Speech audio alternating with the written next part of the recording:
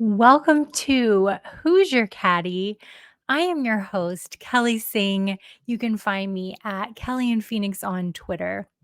Normally, I have a co host, a wonderful co host, Adam Hallas at Mr. Hallas on Twitter. He's unable to join me this evening, but I know he would love to hear any of your questions. So, you know what? Let's go ahead and just get right into it.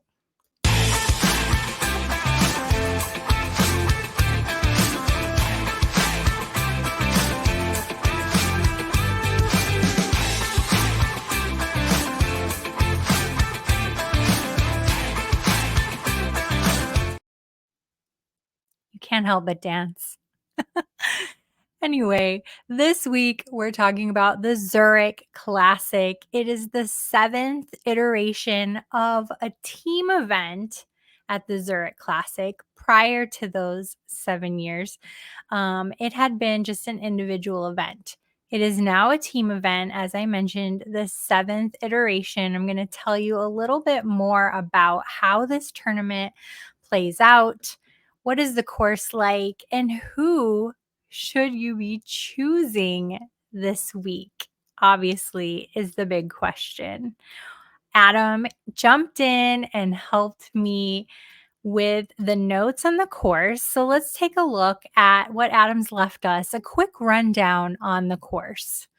The TPC Louisiana is located in Avondale, a lovely city outside of New Orleans.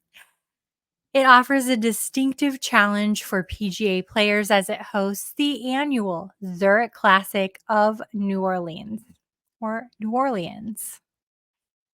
New Orleans? How do you say it? Designed by renowned architect Pete Dye, with player consultants Steve Elkington and Kelly Gibson, the course stretches over 7,400 yards. That's 7,400 yards, featuring a compelling mix of short and long holes. The layout incorporates vast sandy waste areas, over 100 bunkers, and numerous large water hazards, which test the strategic skills and precision of the golfers. Known for its impressive par 5 18th hole, TPC Louisiana is celebrated for both its beauty and difficulty. Sounds a little bit like myself. And it offers a dynamic test that attracts some of the top talent in professional golf. Now, let's talk about the tournament. How is this format different? Well, similar to the Ryder Cup and the President's Cup, the Zurich Classic pits American teams against European teams. They'll be hosting 80 total teams, each with 2 players. The competitors are going to play 4-ball, often called best ball, in rounds 1 and 3. That would be Thursday and Saturday. And foursome, which is called alternating shots typically, in rounds 2 and 4. So, what's the difference, you say? Here's a huge difference. The best ball format, which we'll see opening day in round 1 on Thursday and again on Saturday, the best ball format has the lowest rounds in round 1. So that's pivotal. Playing best ball, which means essentially that you hit the ball, I hit the ball. Let's go play the best placed ball. So you're going to see a lot of low rounds on Thursday. That is key going into the rest of the tournament. And then alternating shots, which we'll see on Friday and Sunday, is just that. You hit the ball, I hit the ball. You hit the ball, I hit the ball. We alternate the shots.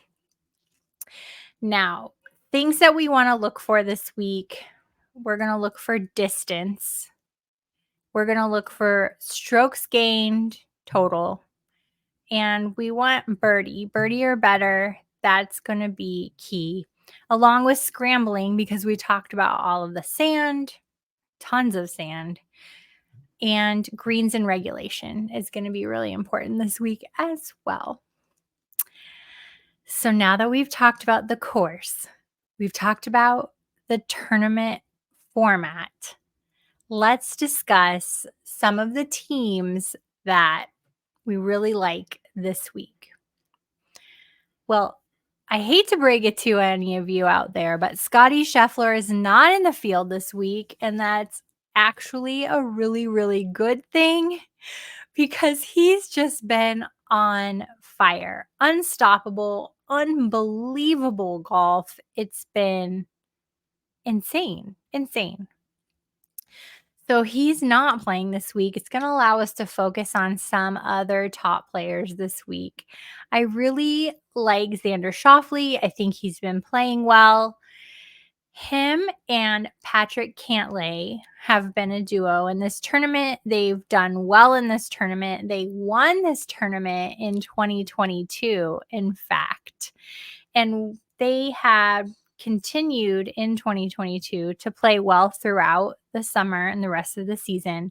And now they've both actually played pretty well going into this season, especially Schauffele. I think he's been on my radar more weeks than not. So why not again this week? They are, however, the favorites to win. So if you have a thing about not picking the favorites, this might not be for you. But I do think it is one that you should have in your lineup. Similarly, when Scheffler is playing, you know he's going to score high. He should be in your lineup. Since he's not in play this week, I really think we should have the favorite Xander Schauffele and Patrick Cantlay in our lineups. It's kind of steep, 11.2 on DraftKings, but I think it will be worth it. Now I'm going to show you where you can save a little money. Not a lot, but I'm really intrigued by Will Zalatoris and Sahith Theegala. They are both very strong players this season. They both have the distance and the approach necessary to navigate this course. And Zalatoris has been known to struggle a bit with his putting. However, he is on the upward trajectory, if I can say that word properly, with his putting. But he also has a partner in Sahith Theegala. Theegala happens to be an excellent putter, so he can pick up any slack that the two might have. They are 10-1 odds to win. This might be my favorite pairing, and they are 10.3K on DraftKings this week. Now we're going to take it down a notch. This might be my favorite value pick of the week. So as you're building your cores, you're starting to look at, I'm running out of money a little bit, but I'm still in good shape. I love Taylor Moore and Matthew NeSmith this week. Matthew NeSmith happens to be on my fantasy league for FSGA, so I put a lot of thought into choosing him because he has been a bit of a wild card this year. But this pair, Taylor Moore and Matthew NeSmith, have played together in this tournament 3 years in a row and have tied for 4th in back-to-back years. That's enough for me. They love this tournament. They love to play together. I think this would be a miss if you did not play these two. They're a bargain at 7.7K on DraftKings. Love it, love it, love it, love it. Now we're going to dig really deep. Really deep. You know, I like to look at the data. I love to make spreadsheets. I love to look for anomalies in the numbers and see where can I find a diamond in the rough.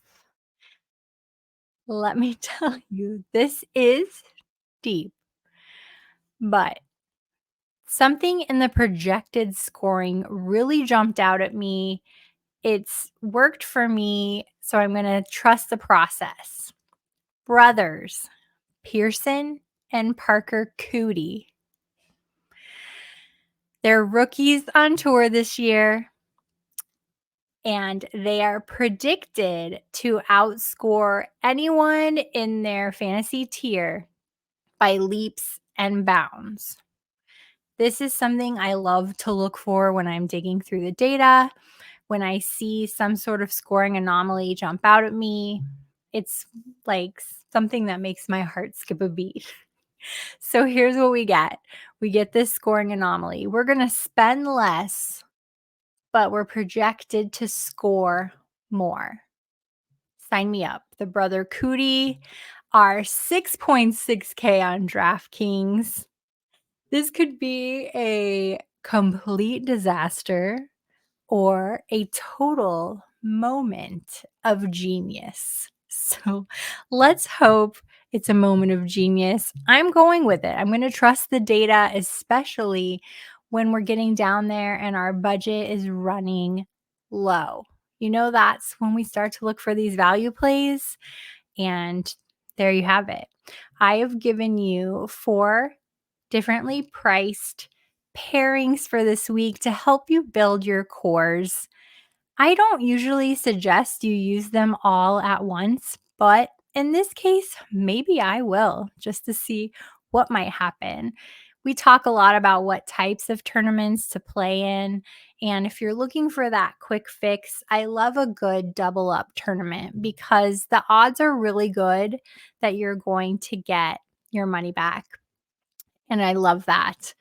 And on the other hand, if you're new, if you are not building 150 lineups using an optimizer like Adam does, then look for single entry tournaments. You want your single entry up against somebody else's single entry and not your single entry up against somebody else's 150 entries. I hope that helps you out as you're sorting through what types of tournaments to play in. I got a note from Josh Hudson at Club Fantasy, Women of Fantasy Football. And we're going to be giving away some Scott Fishbowl Abbeys. This is just for the ladies. So, men, sorry. Women of Fantasy Football, we want to get more women involved. We want them excited. So, we are giving away, let me read this to you. Women of Fantasy Football wants to give 5 ladies a chance to win their very own Scott Fishbowl Avi. We are partnering with Fantasy Cares to do just that. So here's what you do. I'm going to give you a keyword that helps to complete an entire phrase. The other 2 keywords can be found in Tuesday's Club Fantasy Masterclass, which can be found on the Club Fantasy YouTube page. So look for Tuesday's Masterclass. Watch the show, tune in, do all your things, but look because they will pop up on the screen what the secret word, one of the other secret words is. Another secret word that's already going to be out there can be found on the Fantasy Cares YouTube page, and it is from Russ Fisher. So look for a Russ Fisher video. It can be found on the Fantasy Cares YouTube page as mentioned. Now, here is today's keyword from me here at Who's Your Caddy. This keyword is the second one in line, and it's hashtag SFB14. So take this keyword, go find the one on the Masterclass Club Fantasy Tuesday's Masterclass episode, and go find the one on the Fantasy Cares YouTube page from Russ Fisher. Start stringing them together. And it says, when you complete the phrase, post it on Twitter, tag Women of Fantasy Football, and the first 5 ladies to complete the phrase get their own Scott Fishbowl Avi. To be honest with you, I don't know how many keywords there are, but it sounds like there are 3. I could be wrong. I think we should ask Josh Hudson about that, but this is your second keyword, hashtag SFB14. Good luck.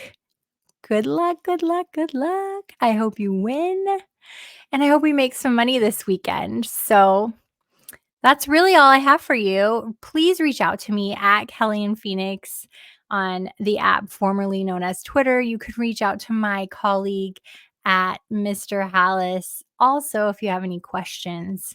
And in the meantime, hit them straight.